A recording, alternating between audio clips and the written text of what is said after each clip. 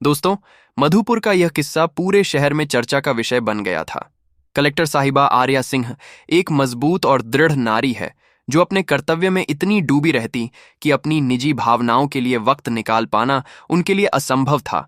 लेकिन उनकी दुनिया तब बिखर गई जब उनके पति विशाल सिंह एक सड़क दुर्घटना में उनका साथ छोड़ गए। वह दिन आर्या के जीवन का सबसे काला दिन था। विशाल और आर्या का रिश्ता प्रेम विश्वास का अद्भुत उदाहरण था। दोनों ने हर मुश्किल घड़ी में एक दूसरे का साथ दिया था। लेकिन अचानक हुए इस हादसे ने आर्या को भीतर से तोड़ दिया। उन्होंने खुद को अपने काम में पूरी तरह से झोंक दिया ताकि वह इस दर्द को भुला सके। 8 साल बाद जब आर्या मधुपुर के एक स्कूल में कार्यक्रम के मुख्य अतिथि के रूप में गई तो उनकी मुलाकात एक गरीब लड़के अर्जुन से हुई। अर्जुन की उम्र महज 7 साल थी, लेकिन उसकी आंखों में एक अजीब सी चमक और गहराई थी। जब आर्य ने उसे पुरस्कार दिया और उसके सिर पर हाथ रखा, अर्जुन ने अचानक कहा, तुम मेरी पत्नी हो। आर्या हस्तप्रभ रह गई, पूरा हाल सन्न रह गया। अर्जुन ने दोहराया, तुम मेरी पत्नी हो आर्या, मैं विशाल हूं। आर्या को यह सुनकर झटका लगा। उन्होंने अर्जुन को डांटने के बजाय शांत रहने को कहा, लेकिन अर्जुन की बातें उनके दिल की गहराई तक पहुंच चुकी थीं। कुछ दिनों बाद अर्जुन को आर्या के घर बुलाया गया। आर्या ने उसे समझाने की कोशिश की कि वह क्या कह रहा है, लेकिन अर्जुन ने धीरे धीरे ऐसी बातें बतानी शुरू की जो सिर्फ विशाल जानते थे। उसने आर्या से कहा, तुम्हें याद है, तुम्हारा पसंदीदा नीला दुपट्टा, वह मैंने तुम्हें हमारी पहली शादी की सालगिरह पर दिया था, और वह गुलमोहर का पेड़ जिसके नीचे हम अक्सर बैठकर बातें करते थे। आर्या की आंखें नम हो गईं। वह हैरान थी कि अर्जुन को यह सब कैसे पता है। अर्जुन ने आगे बताया कि उस दिन की दुर्घटना में उसकी आत्मा ने सब कुछ देखा था। उसने कहा, मैं तुम्हें छोड़ना नहीं चाहता था आर्या, लेकिन शायद भगवान ने हमें फिर से मिलने का एक और मौका दिया है। आर्या खुद को संभाल नहीं पा रही थी। उसने अर्जुन के माता पिता से मिलने का निश्चय किया। वह एक गरीब परिवार से था, लेकिन अर्जुन के माता पिता ने बताया कि अर्जुन हमेशा ऐसी बातें करता था जिन्हें वह समझ नहीं पाते थे। अर्जुन धीरे धीरे आर्या को और भी ऐसी यादें बताने लगा जो सिर्फ विशाल को पता थी। आर्या के दिल में अर्जुन के लिए अजीब सी ममता और भावनाएं पैदा होने लगीं, लेकिन समाज, उनके पद और अर्जुन की उम्र के कारण यह सब जटिल था। एक दिन अर्जुन ने आर्या से कहा, तुम्हें याद है, मैंने कहा था कि गुलमोहर का पेड़ हमारी आखिरी मुलाकात का गवाह बनेगा। चलो वहीं चलते हैं। आर्या अर्जुन को लेकर उस पेड़ के पास गई। अर्जुन ने पेड़ के नीचे बैठकर कहा, यहां मैं तुम्हारा हाथ पकड़कर कहा करता था कि मैं हमेशा तुम्हारे साथ रहूंगा। आज भी वही वादा करता हूं। ये कहते हुए अर्जुन के चेहरे पर ऐसा सुकून था जैसे वह अपनी पूरी बात कह चुका हो। आर्य की आंखों से आंसू बह रहे थे। आर्य अब अंदर ही अंदर बेचैन रहने लगी थी। अर्जुन की बात ने उनके जीवन में एक ऐसा मोड़ ला दिया था जिसे समझना उनके लिए कठिन हो गया था। कलेक्टर के पद पर रहते हुए उनकी जिम्मेदारियां भारी थीं, लेकिन अर्जुन की मासूम आवाज और विशाल की यादें उनके दिलो दिमाग में गूंजती रहतीं। आर्य ने अर्जुन से दूरी बनाए रखने की कोशिश की, लेकिन अर्जुन बार बार अपने शब्दों से उन्हें खींच लाता।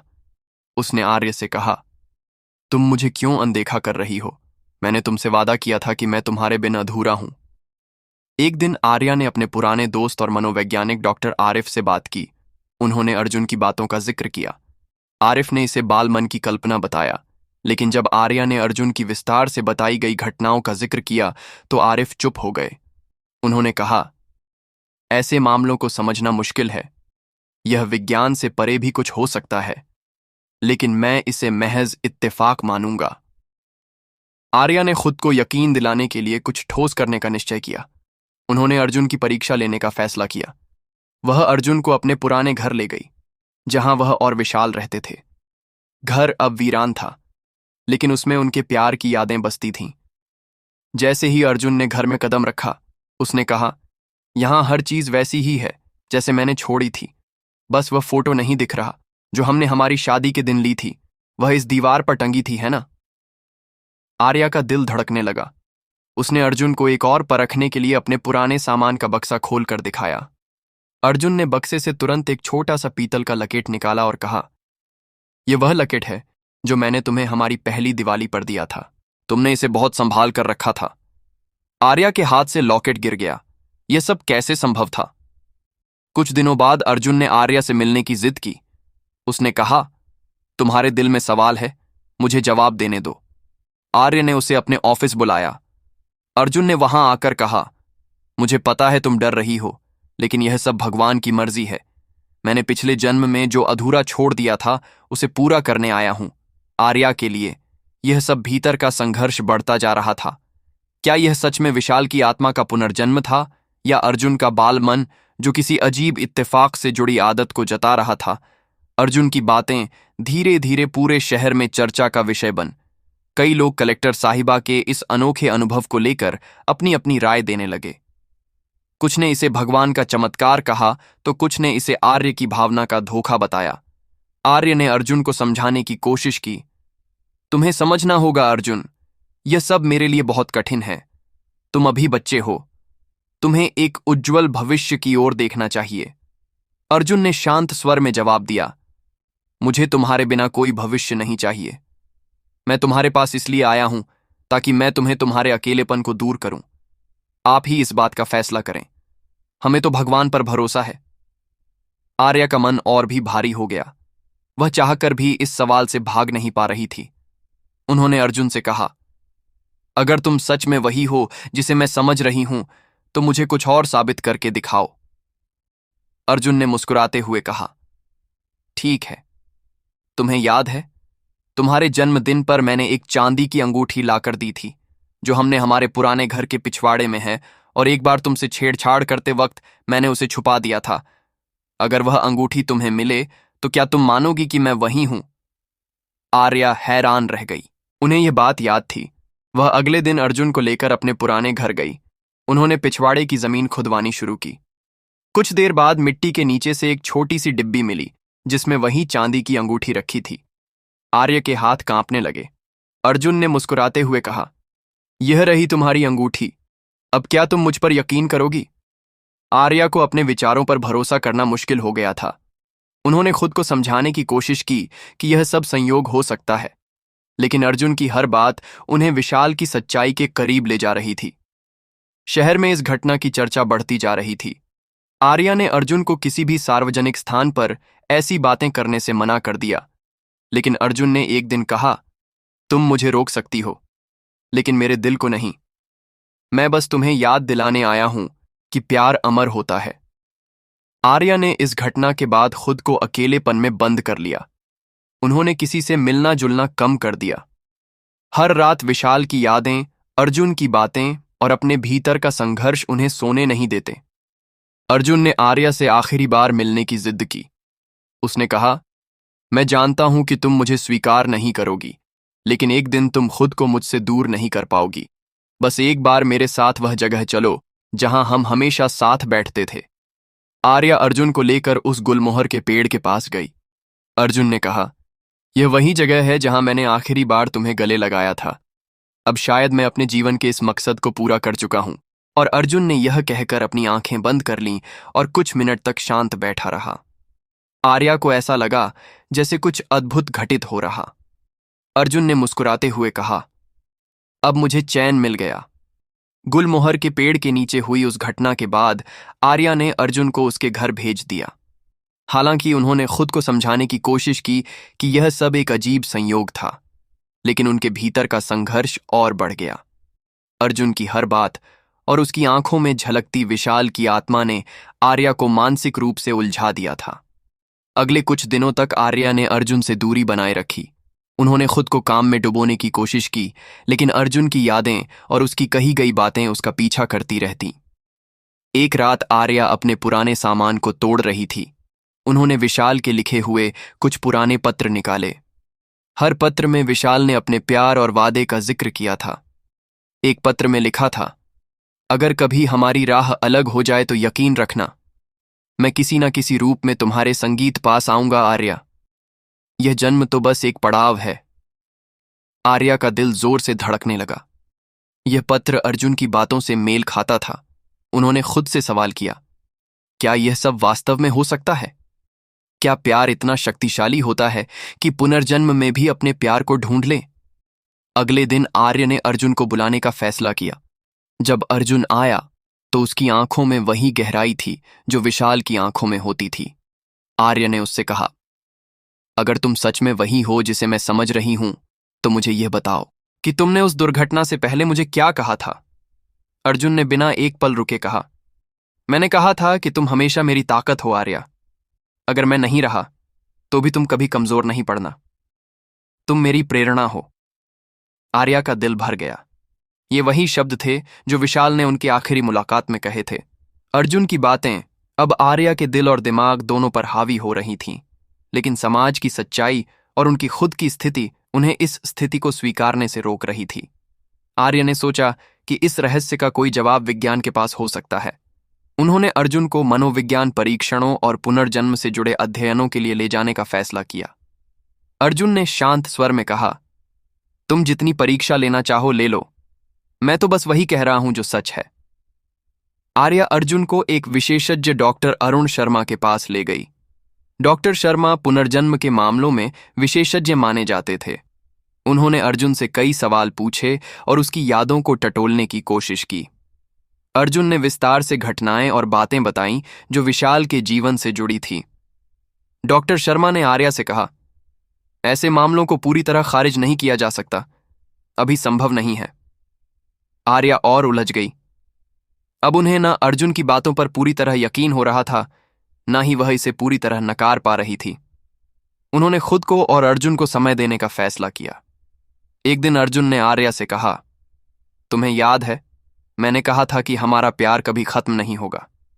मैं जानता हूं कि तुम मुझसे भागने की कोशिश कर रही हो, लेकिन यह सच तुम्हें एक दिन स्वीकारना पड़ेगा। आर्या ने उसकी आंखों में देखा। उनकी आंखों में आंसू बहने लगे। उन्होंने कहा, अर्जुन, मैं एक इंसान हूं। मेरे ऊपर समाज की, मेरे पद की और मेरे खुद की जिम्मेदारियां हैं। मैं चाहकर भी इस सच्चाई को स्वीकार नहीं कर सकती। अर्जुन ने मुस्कुराते हुए कहा, मैं तुम्हें दोष नहीं देता। मैं यहां सिर्फ तुम्हें याद दिलाने आया हूं कि प्यार कभी मरता नहीं। वह दिन आर्या के जीवन का अर्जुन और उनके बीच का भंवर अब एक गहरी उलझन में बदल चुका था। आर्य ने खुद से हर सवाल किया, लेकिन किसी भी जवाब तक नहीं पहुंच सकी। वह उस दरार से निकलने का रास्ता नहीं ढूंढ पा रही थी जो उसके जीवन में आ चुकी थी। अर्जुन के मिलने की जिद ने आर्या को एक निर्णायक स्थिति में लाकर खड़ा किया था। एक रात जब आर्या अकेली बैठी थी तो उसने अपने भीतर गहरे दर्द और खौफ को महसूस किया। विशाल का वह प्यार जो कभी उनका ताकत था, अब एक अजीब सी चुप्पी में बदल चुका था, और अर्जुन की मासूमियत ने उन्हें उसी प्यार की याद दिलाई थी जिसे वह खो चुकी थी। आर्य ने अंततः निर्णय लिया कि वह अब खुद से सच्चाई का सामना करेगी। वह अर्जुन को बुलाने के लिए घर भेजने ही वाली थी कि अचानक एक ख्याल उसके मन में आया। क्या यह सब वाकई पुनर्जन्म था या कुछ और था? क्या इस जीवन में उनका रिश्ता सचमुच खत्म हो चुका था या कोई और रहस्य था जिसे वह समझने में विफल हो गए थे? अर्जुन उसी वक्त उनके घर आ गया। उसने देखा कि आर्या के चेहरे पर एक अजीब सी शांति थी। उसने बिना किसी शब्द के आर्या से कहा, अब तुम जान चुकी हो। आर्या ने गहरी सांस ली और कहा, तुम वही हो जो मुझे चाहिए था। अर्जुन, तुम्हारे शब्दों में जो भी सच्चाई है उसे मुझे एक अलग तरह से स्वीकारना होगा। अर्जुन ने शांत होकर कहा, तुम्हें समझने की जरूरत नहीं है आर्या। मैं सिर्फ तुमसे यह कह रहा था कि प्यार होता है, वह किसी भी रूप में वापस आ सकता है। चाहे जिस रूप में वह तुम्हारे पास आए, मैं उसी प्यार का एक रूप हूं। आर्य के दिल में एक गहरी शांति का एहसास हुआ। उसने अपने जीवन के हर मोड़ को और हर दर्द को महसूस किया। उसने महसूस किया कि जीवन में कुछ रिश्ते बेशक खत्म हो जाते हैं, लेकिन प्यार कभी खत्म नहीं होता। वह किसी न किसी रूप में हमेशा हमारे पास रहता है। अर्जुन की बातें उसे अब पूरी तरह से समझ में आ रही थीं। वह अब किसी भी तरह के भ्रम से बाहर निकल चुकी थी। वह जान गई थी कि प्यार एक ऊर्जा है जो किसी भी रूप से हमारे पास लौट सकती है। कभी भी कहीं से भी अर्जुन ने आर्या से कहा, अब तुम मुझे देख रही हो, लेकिन मैं तुम्हारे साथ हमेशा था। अब तुम अपने रास्ते पर चल सकती हो।